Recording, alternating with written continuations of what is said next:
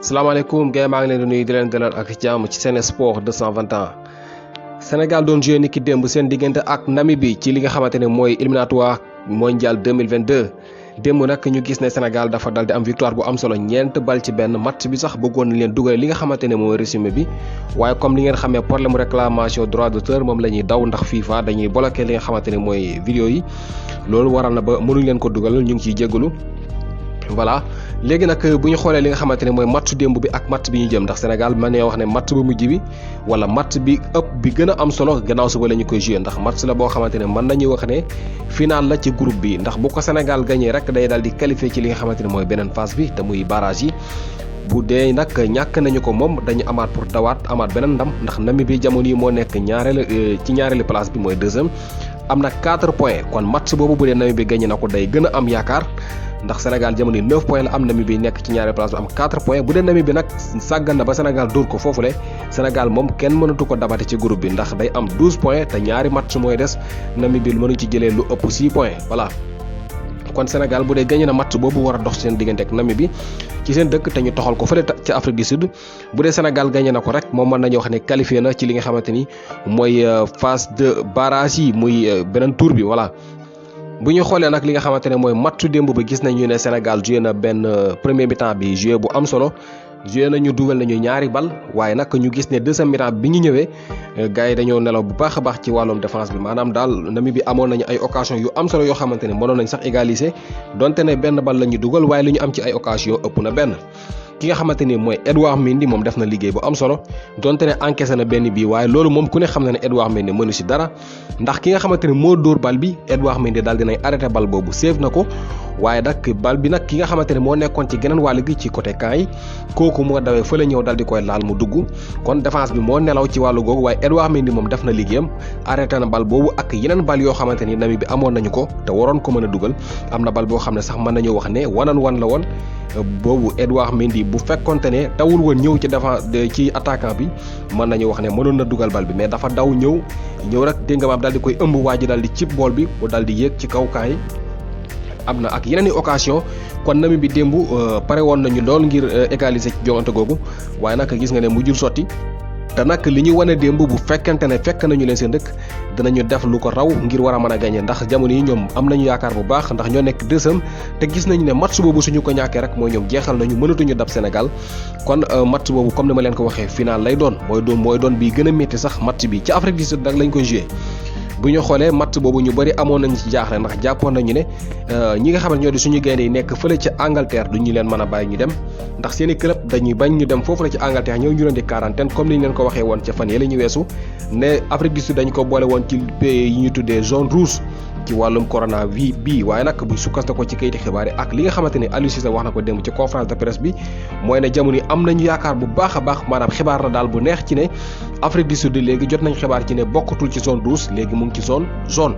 voilà léegi nag loolu nag li muy firndeel rek mooy gaynde yi dinañu mën a dem fële nga xamante ne mooy ci Afrique du Sud ñoom Cheikhou Kouyaté ñoom Edouard Mendy Sadio Mané Ismaïla Sarr Nampalys Mendy maanaam ñi nga xam ne daal ci Angleterre la ñuy jógee ñoom dinañ mën a dem Afrique du Sud football yi te maanaam li ñu ragal du leen ci fekk kon loolu xibaar bu neex la match boobu ñëpp lañ ci soxla xam ngeen ne démb am na joueur yoo xamante ne su joué wuñu benn minute waaye nag ñu leen di xaare ci match bu mujj boobu bi nga xamante ne comme ni leen ko waxee mooy doon bi gën a métti ndax Namibie bi gi ñu gis démb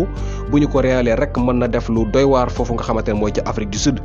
bu ñu xoolee nag ki nga xamante ne mooy Sadio Mané démb moom mooy homme du match ndax dafa daal di dugal benn bal joxe ñaari passe décisif ndax bii bi Idrissa Gana Gueye njëkk a dugal moom Sadio Mané moom ci tànkam la jógee ak beneen bal boo xamante ne jox na ko Keita Baldé muy 4e bii bi Sadio Mané moom itam daal di dugal benn bal boo xamante ne moo ko liggéeyal boppam ndax ca digg ba la ko jëlee dégg nga maam daal di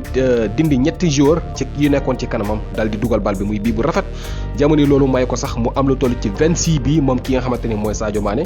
gannaaw bi mu amee démb ñaari passe décisif ak benn bii loolu may moom Sadio Mané jamono mu am lu toll ci 20 passes décisives ci équipe nationale bu Sénégal voilà 26 bii ak 20 passes décisives Sadio Mané daal dina koy def ci équipe nationale bu Sénégal bu dee nag Idrissa Gana Gueye moom xam ngeen ne jamono dafa nekk ci forme bu ñu xoolee ren jii maanaam fan yii rek 8 derniers matchs yi mu joué mooy juróom-ñetti matchs yi mu mujjee joué dal dina ci marqué 5 bii moom Idrissa Gana Gueye voilà maanaam match yi mu joué ci club ak contre muy fii ci sélection ak club yëpp bu ñu xoolee juróom-ñetti match yi mu mujjee joué 5 bi la ci marqué ci milieu terrain bu mel ni Idrissa Gana Gueye kon jamono yi loolu li muy tekki rek mooy mu ngi ci forme bu am solo.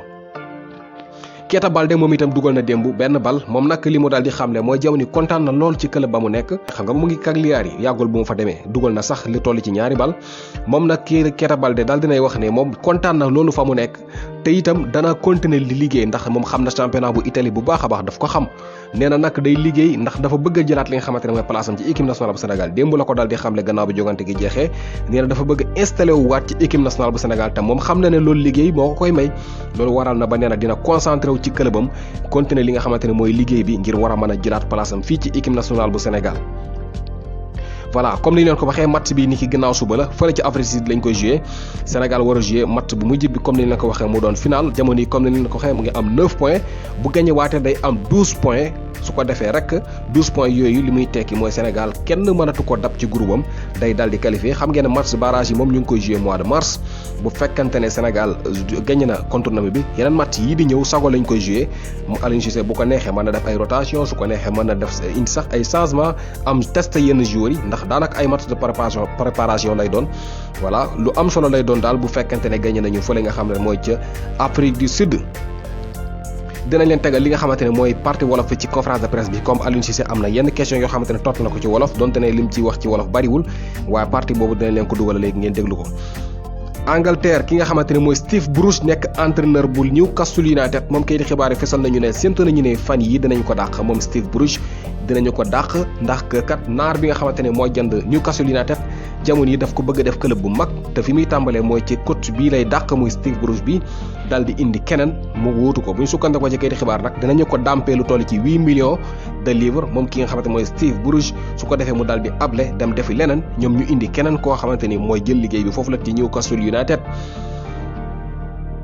bu baax parce que troisième journée bi dafa amoon solo trop pour que 3 points yi ñu jël ko parce que xam nañu xel ni que pour qualifier fële coupe du monde bi Qatar il fallait que match domicile yi en tout cas ñu mën a def carton plein yàlla defal nañu si ndam di si sant yàlla bu baax a baax a baax mu nekk match boo xam ne match bu metti la woon tamit parce que équipe namibienne bi tamit ñëwu fi woon pour perdre. Première mi-temps bi c'était important que ñu commencer match bi bu baax foofu moom maa ngi féliciter joueurs yi bu baax parce que dugg nañu match bi bu baax a baax a baax mën nañu dugal nañu suñu premier but bi dugal deuxième but bi deuxième match bu metti parce que mën naa wax ni que am na ay erreurs individuelles ay erreurs techniques yoo xam ne def nañ ko yoo xam ne war nañ ko di éviter ci suñu genre match yi match en tout cas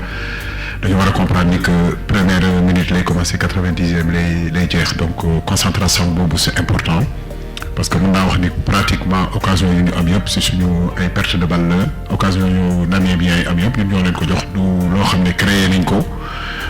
pour obtenir ko donc je pense que c'est important que ci situation yooyu ñu gën a xoolaat suñu taxawaay waaye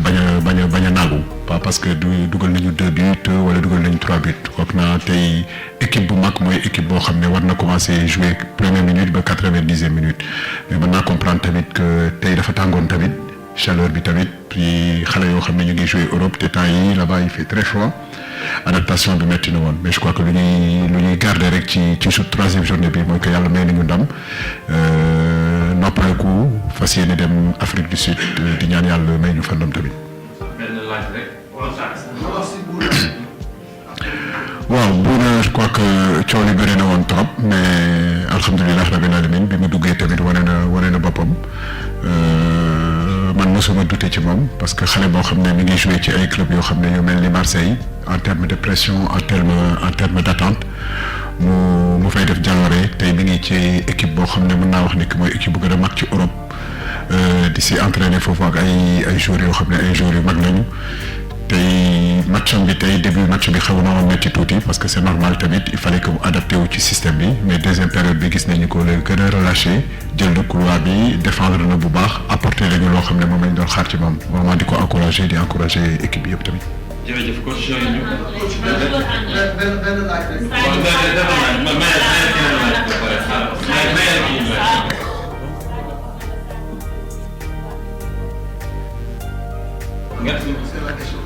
waaw am nañ ci yaakaar pour l'instant foog naa que amul problème ci côté boobu information yi ñu doon xaar tey pratiquement am nañ ci information yoo xam ne daal na xel xëy na lu ñu wax daal mooy que Afrique du Sud zone rouge bu mu nekkoon peut-être que dimanche wala lundi ci guddi dañ ci génn kon dootul doonati zone rouge zone jaune lay doon voilà donc am nañ yaakaar ni que dinañ voyager et que dinañ am suñu équipe yëpp ñëpp dinañ nekk Afrique du Sud di ñaan Sénégalais yi tamit ci match boobu ñu taxaw si bu baax ñaanal ñu accompagner équipe bi parce que loolu lañu soxla combat bu ñu nekk combat bu askanu Sénégal la te soxla nañu si ñëpp pour que justement ñu ñaanal ñu Afrique du Sud yàlla may ñu ndam comme ni ñu ko mayee tey.